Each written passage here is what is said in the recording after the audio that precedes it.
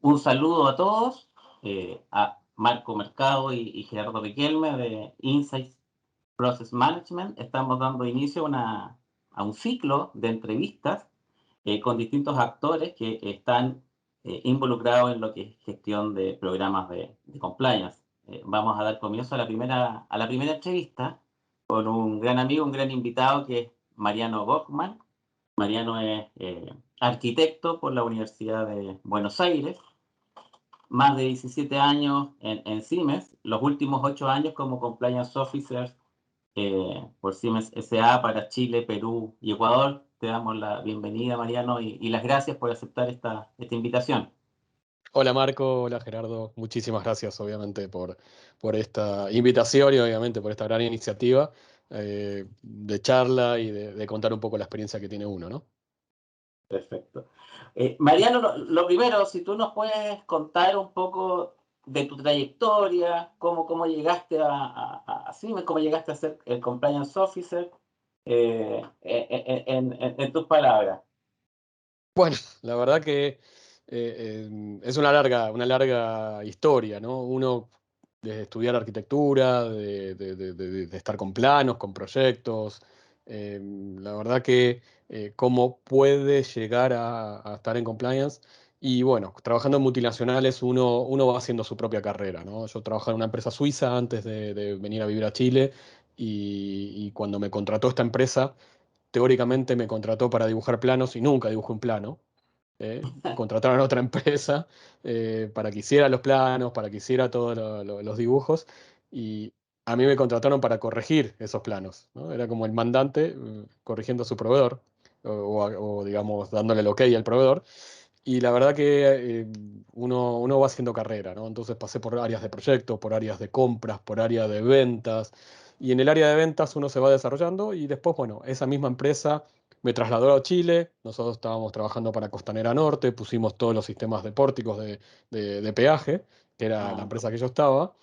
Y se acabó el contrato y dije, bueno, volvemos a Argentina, estaba con mi señora, volvemos, no volvemos. Y al mes estaba trabajando en Siemens en parte en parte de ventas o de ofertas en el área de energía, ¿sí? Uno va de infraestructura, pasé a energía y ahí trabajé como 9 años en distintas posiciones, inclusive también de vuelta en proyectos, en análisis financiero, en ventas, en controlling, eh, pero justo ahí apareció en el año 2006-2007 empezaron a hablar la palabra compliance, ¿no? Y obviamente eh, con el correr de los meses y años, empezaron a buscar gente que esté involucrada en temas de compliance en los negocios, ¿sí? Y ahí se creó la figura de compliance champions, ¿no? Hoy lo llamamos ambassadors.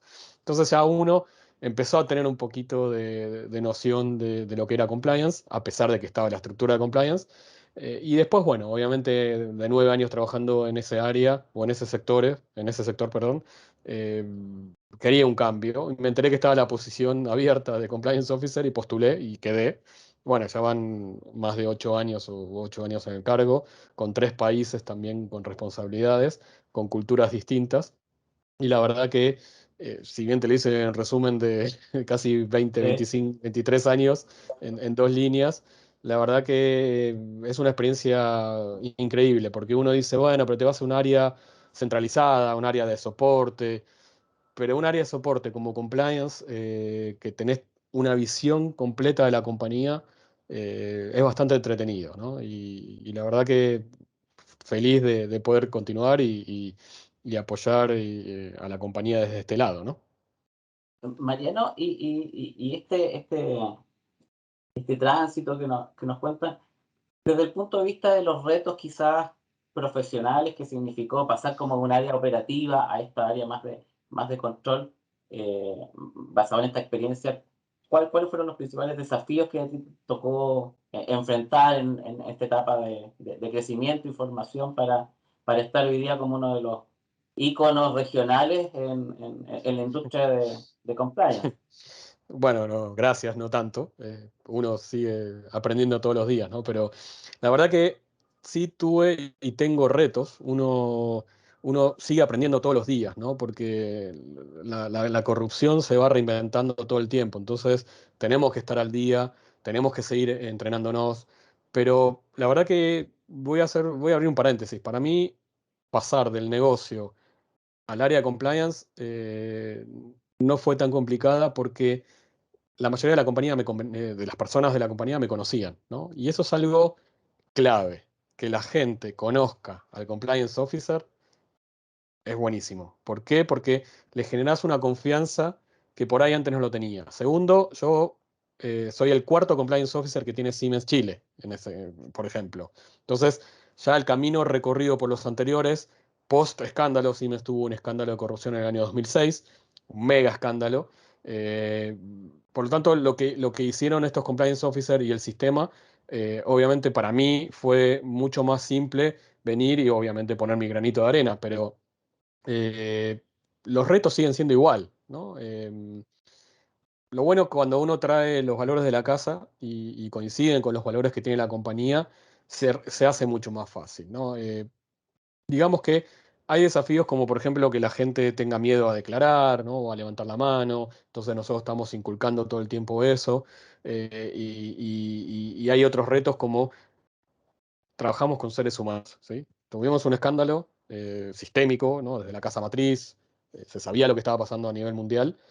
Eh, Hoy tenemos casos puntuales, ¿no? A ver, el ser humano encuentra una zona gris y una zona de poder y la va a aplicar. Por lo tanto, en ese sentido, son los retos de descubrir, y más hoy en el teletrabajo, y más hoy en, digamos, todo el tema digital, que puede resultar más complicado, ahí está en estos retos. Después, por ejemplo, otra de las cosas complicadas que me ha tocado, por ejemplo, investigar a mi jefe, ¿no? Wow, O a desafío. mis jefes, o ponerle un freno a mi jefe, ¿no? Cuando hablo jefe, no voy a dar nombres, obviamente, pero hablo de,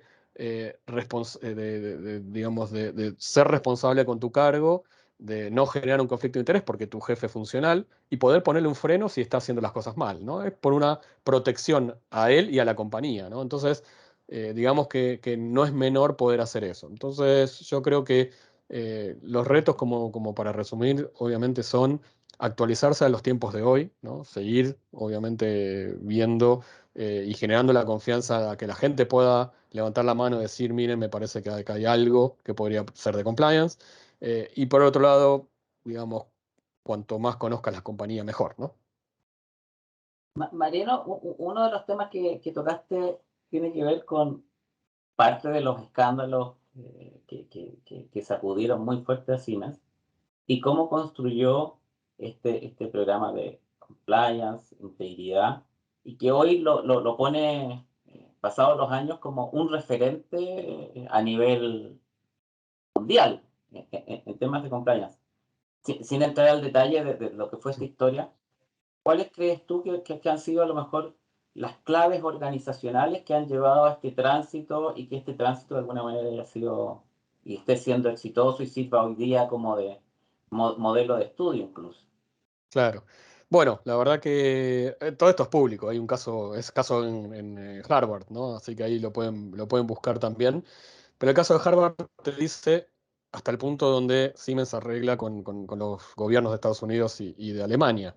Pero todo este cambio cultural, obviamente, lo hacemos en el día a día y lo seguimos haciendo constantemente. Lo primero y principal que hizo Siemens fue reconocer lo mal que estamos haciendo las cosas, ¿sí? Es reconocer el problema o el cáncer que tenés dentro de la compañía, que eso no es menor.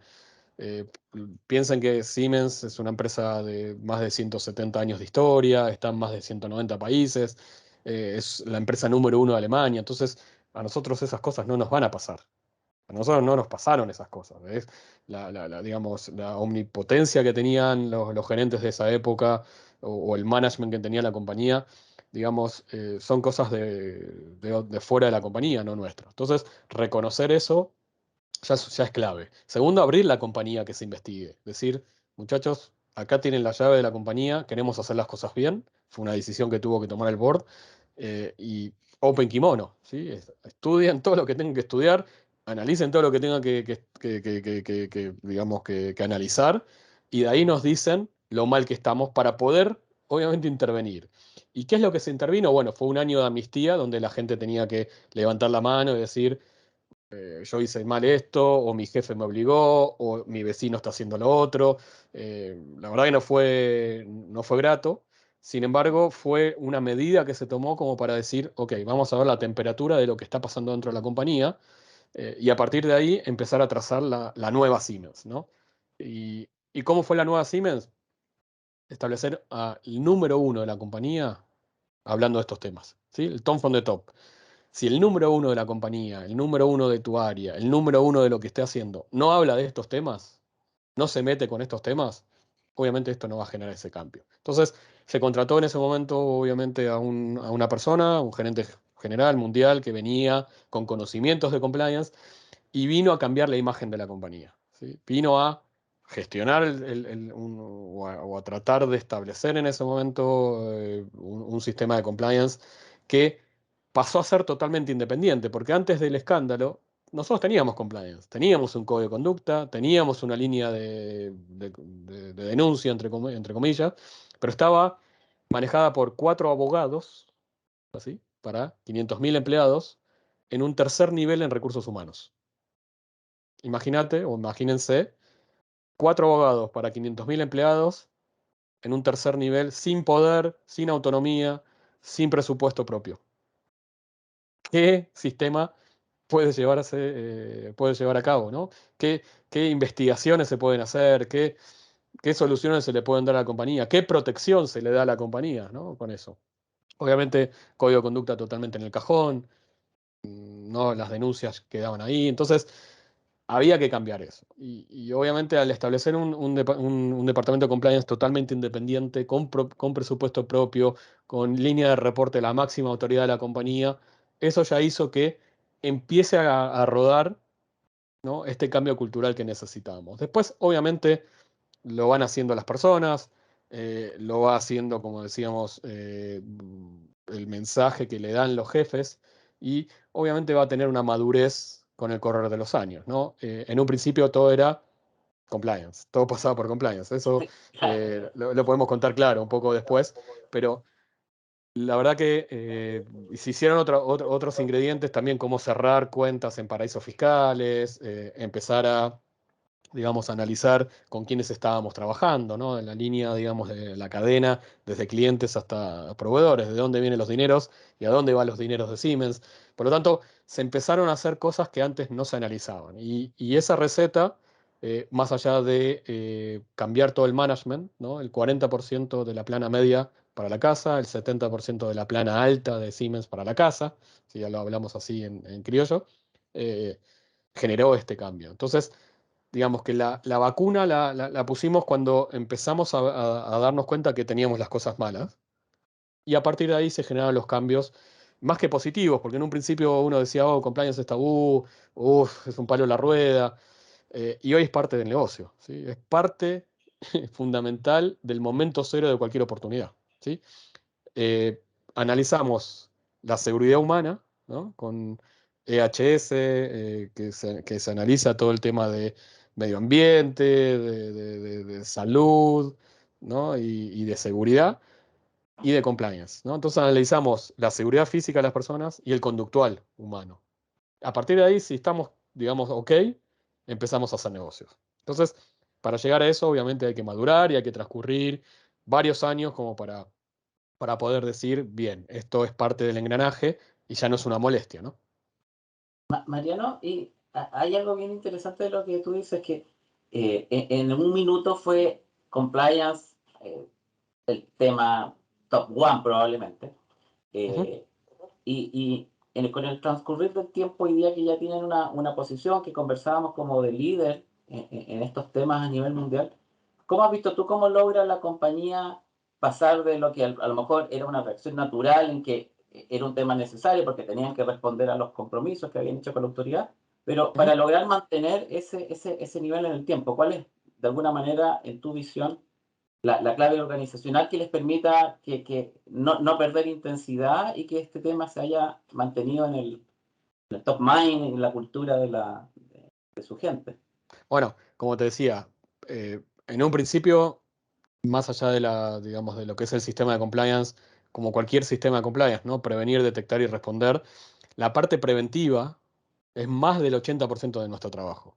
Entonces, eh, si no estás inculcándole a la gente, si no estás en tu rol de consultor, en tu rol de dar una respuesta correcta, es difícil, ¿no? Y por otro lado, obviamente, si hay una denuncia, hay una investigación, hay sanciones, ¿no? Y la verdad que como estamos inculcando y entrenando todo el tiempo a la gente, no queremos volver al año 2006. Por lo tanto, es parte también del management, ¿no? De estar todo el tiempo hablando de estos temas. Es parte de decir en toda reunión, sí, reunión de colaboradores, estar poniendo, así como está el safety moment, está el integrity moment, donde algún manager o donde el compliance officer da un mensaje de 2, 3 líneas o de una lámina en el tema particular de este mes o de la semana, trae algún dilema. Todo el tiempo estamos hablando de esto. Entonces eso es clave. Si vos no hablas de estos temas porque vos crees que esto es un check, lo tengo, lo pego en la pared, me certifiqué la 20.393, ¿no? Ley en Chile, por ejemplo, Sí. de responsabilidad penal. Si vos lo dejás pegado en la pared, no funciona. Esto tiene que ser vivo. Y esa es la clave, ¿no? Que si efectivamente estamos eh, en un sistema que es vivo o que es de cartón. Si es vivo, eh, los managers, los número uno del área de ventas, de compras, de la compañía, tienen que estar hablando de estos temas. Si no, no va a funcionar por más que tengas un canal de denuncia, por más que tengas un comité disciplinario, no te van a llegar denuncias, no vas a analizar efectivamente qué está pasando en la compañía, por lo tanto es más difícil, ¿no? Es algo tan simple pero a la vez es complicado, ¿no? Muchos managers o muchas personas creen que, como decía, esto no te va a pasar o esto es un tema blando, ¿no? Esto es un tema que lo resuelvo de otra manera y efectivamente no es así, ¿no? Puede ser bastante grave para la compañía, ¿no? Mariano, le voy a dar el pase a Gerardo después de una pregunta para que te haga entre en el tema de gestión de riesgo, pero antes de quisiera preguntarte, en este entramado, ¿cuál es qué es lo que espera Siemens de sus compliance officers? O también si te puedes extender un poco, ¿cómo es tu día en tu rol, particularmente para ustedes? ¿Cómo se perfila tus tareas, quizás? Claro. Bueno, mirá, yo para sintetizar, ¿no? Primero tenés que conocer muy bien los procesos y a la compañía. Entonces yo cuando me hiciste la primera pregunta yo ya venía del área de negocio, por lo tanto, o una de las áreas de negocio. Entendía muy bien cómo funciona Siemens, entendía muy bien Siemens. Y eso es clave. Conocer muy bien los procesos y conocer a tu compañía, qué vende, qué hace, quiénes son los stakeholders, quiénes son tus clientes, quiénes son tus proveedores, quiénes son tus socios estratégicos de negocio. Si conoces bien eso, conoces los procesos, ya tenés bastantes puntos ganados, ¿no? Otra cosa es, tenés que saber escuchar a la gente. ¿Sí? Vos sos el compliance officer, vos no sos la policía. Vos tenés que saber escuchar. Si sabes escuchar, vas a generar esa confianza para que el sistema funcione, ¿no? Que la gente te pueda venir a decir, Mariano, me parece que en tal lado hay un arreglo con un proveedor, o me parece en tal lado que tengo dudas, ¿no? Y obviamente como que les contaba, ser el consultor en el día a día de las personas. Hoy a mí la mayoría de los llamados que tengo son para saber si eso es compliance o no, para saber si pueden meterse en algún problema o no, haciendo X cosa, ¿no? Entonces, eso es un poco, digamos, la confianza, como les contaba antes, de generar en los empleados, ¿no? Después tenés que saber dar buenas recomendaciones, pero no solo recomendaciones de negocio, sino también de vida, porque esto tiene mucho de sentido común. Vos podés tener tus normativas, tener tus protocolos, tener las leyes, vos tenés que ir más allá de eso, ¿sí? Vos tenés que pensar que del otro lado hay una persona. Y si esa persona tiene un problema ese día, no tenés que aferrarte en ese momento a la ley. Por eso la diferencia entre la ética, ¿no? Lo ético y lo legal, ¿no? Tenés que entender que hay una persona del otro lado. Y si tuvo un problema y por algo cometió esa violación al código de conducta, obviamente si sabés que el entorno estaba viciado, por ahí no es la responsabilidad de esa persona directa. Entonces, tenés que saber en tu día a día dar buenas recomendaciones, ¿no? Y obviamente después, volviendo un poco a lo que se espera, ¿no? Del compliance officer es poder ser totalmente imparcial, ¿no? Saber resolver situaciones que pueden generar algún problema en la compañía con el fin de protegerlos, ¿sí? A la compañía y a los empleados, ¿no? Nosotros somos el airbag de la compañía. La decisión está en el empleado. Activo o no activo el airbag, ¿sí? Cualquier acto que va a cometer, bueno o malo, cualquier persona, es su responsabilidad, no es responsabilidad de compliance, y menos del compliance officer. Nosotros tenemos que inculcarlos, recomendarles y ofrecerles esta salida antes de. Pero después se activa el airbag o no, llama a compliance o no, es una responsabilidad de la persona, ¿no? Eh, Obviamente, como decía antes, tenemos que tener mucha cintura, tenemos que saber que a veces entender el contexto, ¿no? Como les contaba. Por eso no cualquiera puede ser compliance officer, pero sí todos pueden, obviamente, tratar de ayudar en este camino. Todos somos compliance officer dentro de la compañía, ¿sí? Yo tengo el cargo y manejo el presupuesto y tengo la responsabilidad, pero eh, todos somos compliance officer en definitiva, porque uno quiere hacer las cosas bien, uno quiere que a la compañía le vaya bien para obviamente ganar su sueldo, crecer, ¿no? No es solamente dinero. Entonces, la verdad que efectivamente no es menor las buenas recomendaciones que uno puede darle, pero como decía antes, ¿no? Hay que saber escuchar.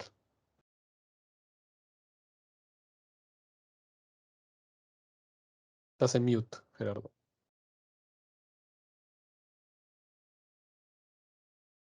Ahora sí, Ahí Mariano, sí.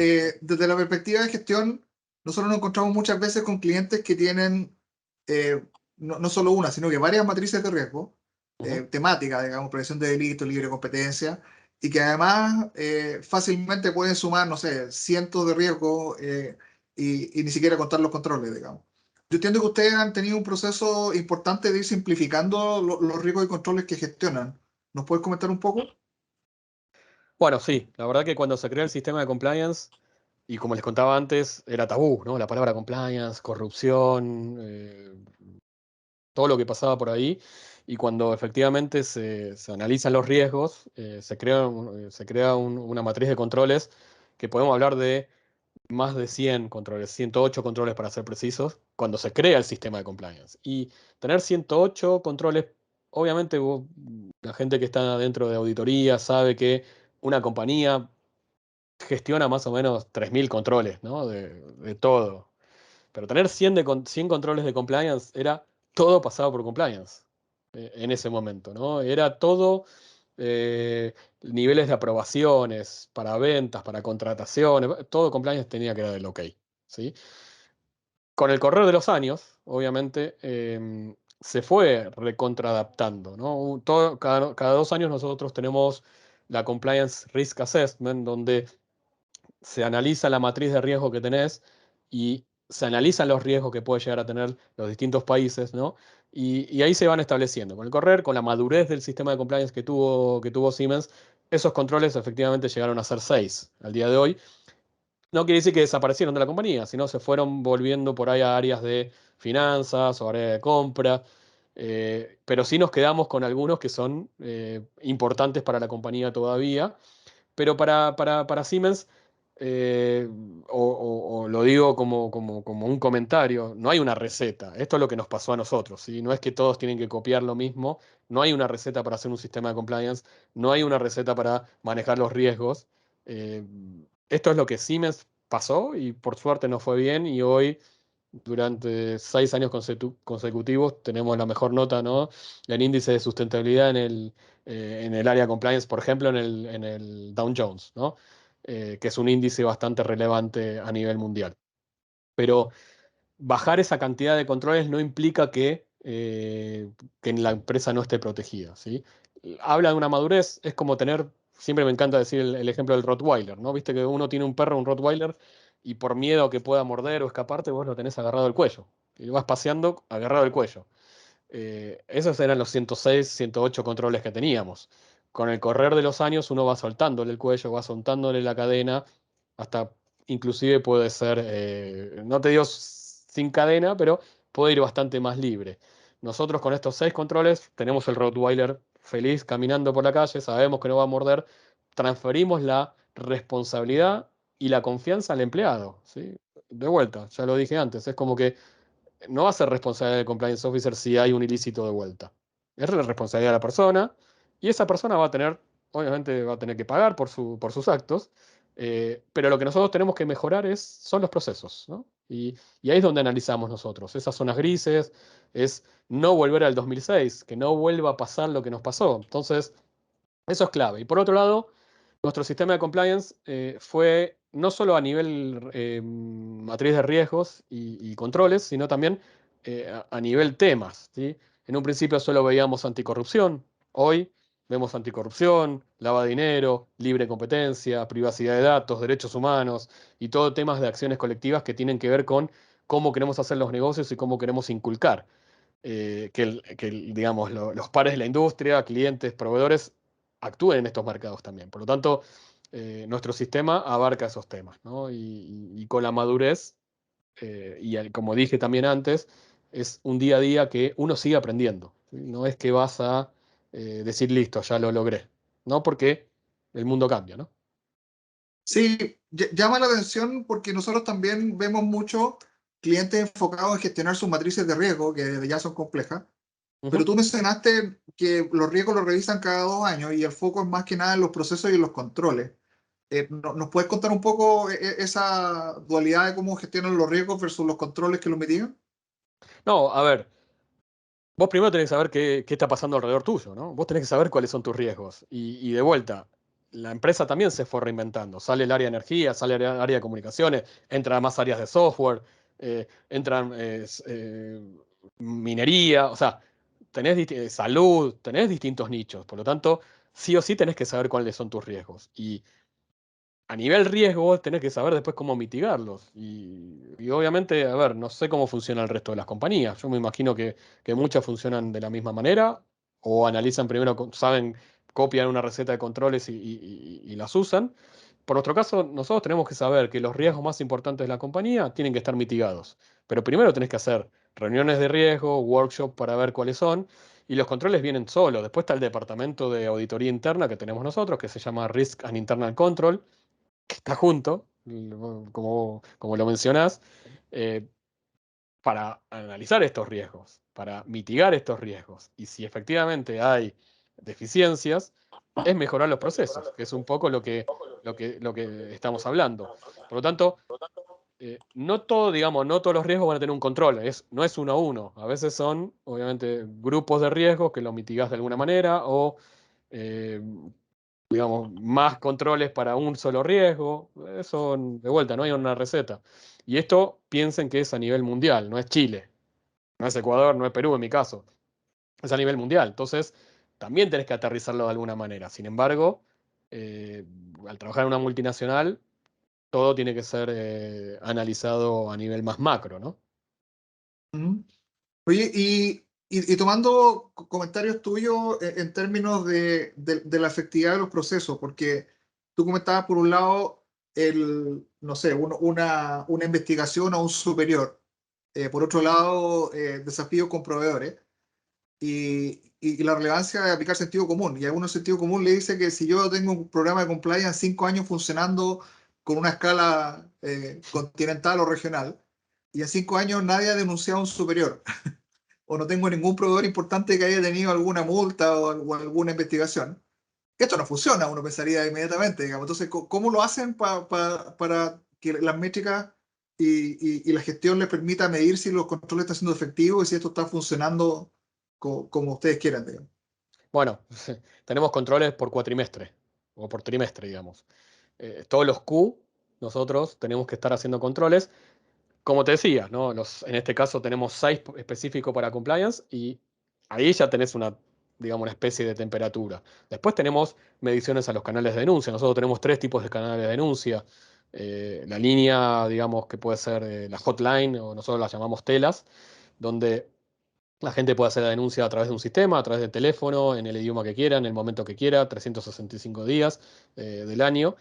y se analizan, ¿no? Cantidades de denuncias, métricas, tiempos de respuesta, si son o no anónimas.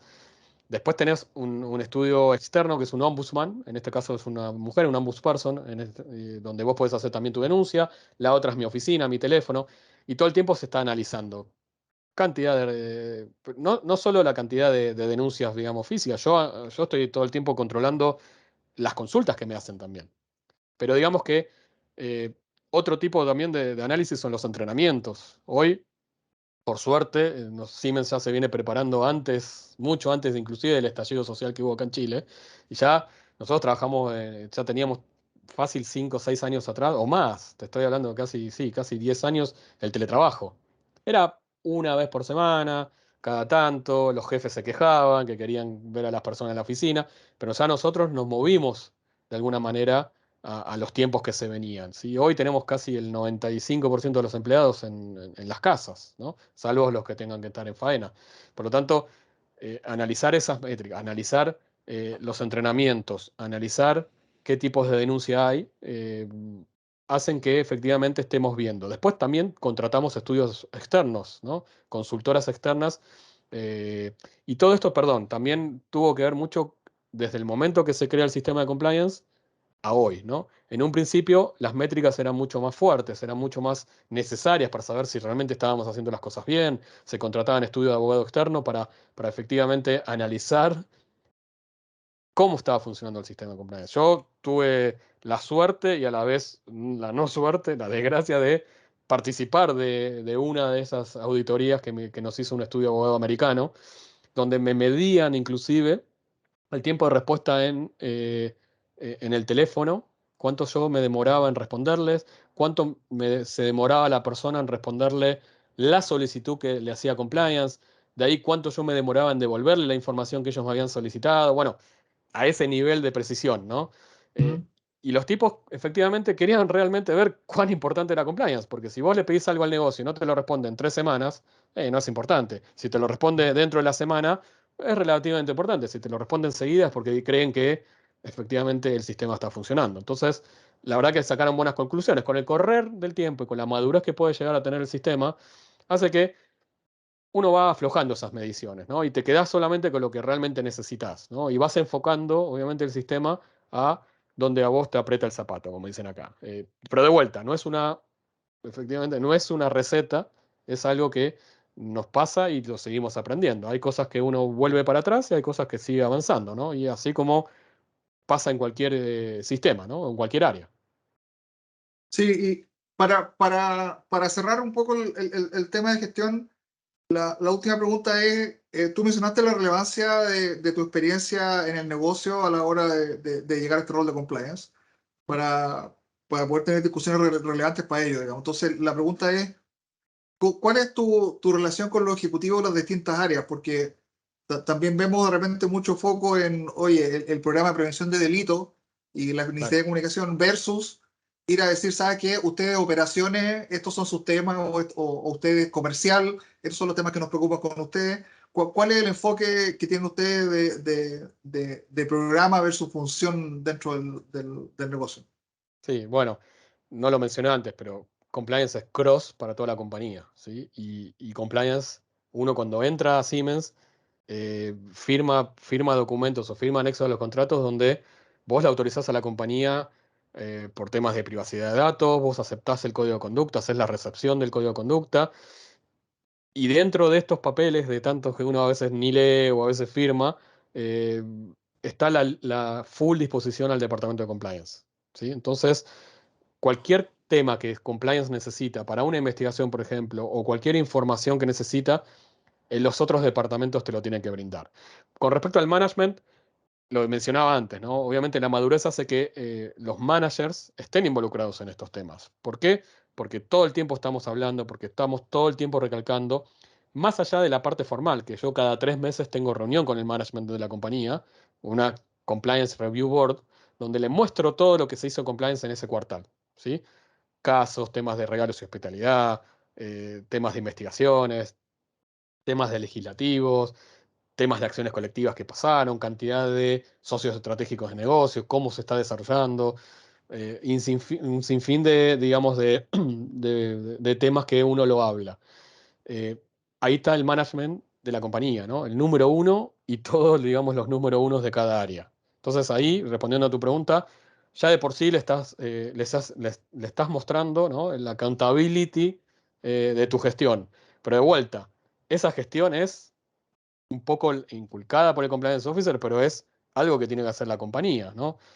Tienen que creer en los procesos y efectuarlos, ¿no? Si vos tenés que hacer un due diligence de un proveedor para homologar, o tenés que hacerlo, ¿no? Es que el compliance officer, todo el tiempo estamos tratando de recordar, ¿no? En la parte preventiva que antes les mencionaba, pero digamos, si yo no lo hice, o mejor dicho, si el negocio no hizo eso, no va a ser responsabilidad del compliance officer, ¿sí? Esa persona está violando de alguna manera el código de conducta porque contrató a una persona sin haber pasado por la prueba de la blancura. Entonces, la responsabilidad va a ser de la persona o digamos, del área o el departamento que no lo está haciendo. Entonces, todo eso hace que la gente esté involucrada en los temas. La gente no quiere, obviamente, hacerle un daño a la compañía. Hay gente que sí, efectivamente, y esos son los que nosotros estamos, de Exacto. alguna manera, va a tener su pena, su castigo, si es que obviamente se comprueba, pero la relación con el management es primordial. Entonces, aparte de estas reuniones formales, yo tengo reuniones todo el tiempo, reuniones de café, ¿no? Café virtuales muchas veces, para ver la temperatura. Tengo reuniones con la gente de ventas, tengo las reuniones con gente de compra, tengo reuniones con gente que hace ofertas, bid managers, todo el tiempo para ver qué negocios hay en camino, para ver cómo estamos con el tema de si son contratos locales o si va a haber algún tipo de exportación, si va a haber algún tipo de, no sé, de importación. O sea, hay millones de temas donde puede estar involucrado en un tema de compliance, entonces siempre preventivamente estamos teniendo estas reuniones. Y después, bueno, obviamente tengo year fix o reuniones fijas ya con el gerente general, con el gerente de finanzas, ¿sí? Me junto con la gente de riesgos, tengo reuniones todas las semanas con los abogados, nos ponemos al día de los distintos temas, trabajamos juntos, pero separados como departamento, entonces siempre tengo que estar bien vinculado con todas las áreas. Si no, esto no funciona. Vos no sos ni el rey, ni el faraón, ni el número uno, porque nadie te va a dar bola con esa omnipotencia que podés tener. No sos la policía, porque no estás buscando un culpable. El culpable va a tener su pena, efectivamente, si el comité disciplinario lo decide. Sin embargo, tenés que estar generando la confianza para todos lados. Y eso es clave. Si no, olvídate. Mariano, eh, tomando un poco un par de ideas finales que acabas de dar sobre que el programa tiene que funcionar globalmente, ¿cierto? Ujú. Realizar controles que abarquen la presencia mundial que ustedes tienen. Pero ¿cómo logran, y este es un desafío de muchas multinacionales, cómo logran hacer el último cuarto de milla para anclarlo con la realidad normativa local, que de repente hay, no sé, uno ve normas, por ejemplo, penales en Chile, que son bien particulares y no las encuentro, por ejemplo, en Ecuador. ¿Cómo logran hacer ese anclaje final ustedes? Bueno, no es fácil. Primero porque, como le contaba antes a Gerardo, esto es a nivel mundial, ¿no? Y efectivamente cambiar la matriz de riesgo por algo que pasa en Chile, del otro lado del mundo, es complicado. Sin embargo, nosotros tenemos que levantar la mano. Nosotros tenemos que decirles, miren, en este país está la ley de responsabilidad penal de la persona jurídica, podemos certificarnos, no quiere decir que vamos a minimizar penas, pero podemos demostrarle a las mineras, por ejemplo, que tenemos un sistema de compliance funcionando. eh, Bien o mal, si la certificación sirve o no, no es un tema que vamos a discutir ahora, pero sí levantamos la mano diciendo, miren que están todos estos delitos en la ley, nosotros estamos cubiertos por nuestro sistema de compliance, pero es bueno que lo sepan. O eh, hay como los delitos económicos que se vienen, o la nueva ley de protección de datos personales. Todo eso nosotros lo estamos todo el tiempo comunicando, no solo al management local o regional, sino también a la casa matriz. Después, obviamente, nuestro sistema de compliance es bastante paraguas, ¿no? Es bastante amplio, y muchos de los problemas que pasan en los países donde interactuamos previa análisis que se hizo, no solo, por ejemplo, también en si hay alguna legislación para entregar regalos a un funcionario público o temas de hospitalidad, todo se analiza, ¿no? Y todo tenés que verlo. Nosotros de la mano de legales lo vemos y lo escalamos a la casa matriz. Muchas veces con éxito y muchas veces con, ok, ya está cubierto en este punto, no es necesario que hagan nada, ¿sí? De vuelta, no es una receta y no la vamos a lograr, ¿sí?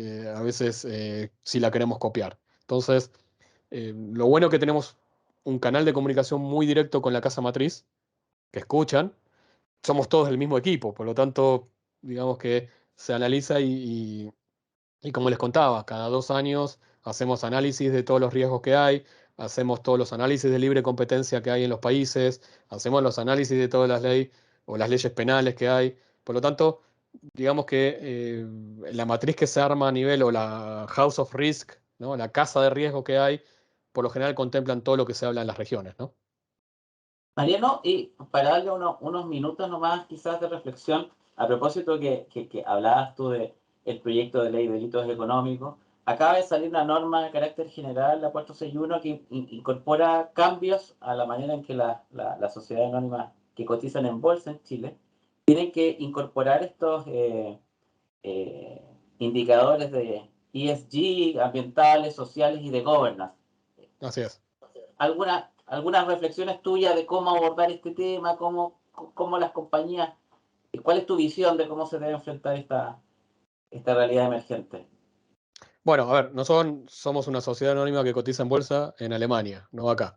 Por lo tanto, acá somos una sociedad anónima cerrada, eh, pero replicamos todo lo que dice la casa matriz en ese sentido, ¿no?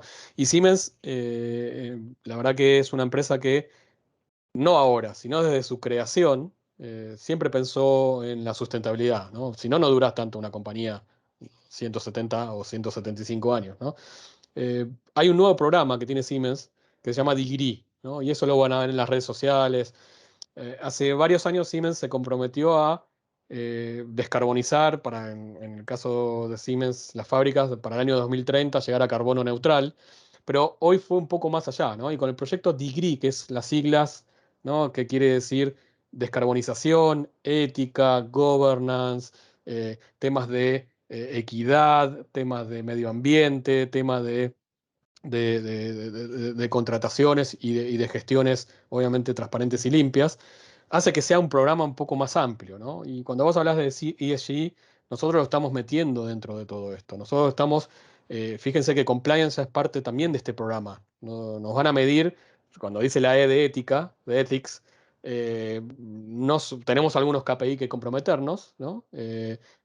Nos van a medir por esto, ¿sí? Las accionistas, eh, el mercado, está analizando realmente cuál es la contribución y cuál es, digamos, los objetivos que tienen las compañías a nivel sociedad. Por lo tanto, no es menor, no es solamente, ok, me voy a dedicar a vender esto y no me importa lo que pasa alrededor, sino tenés que tener tu plan. Siemens tiene un proyecto de sustentabilidad muy grande y comprometido, realmente está deshaciéndose de negocios que pueden contaminar, por ejemplo, todo el tema de energías fósiles, Siemens lo separó de la compañía.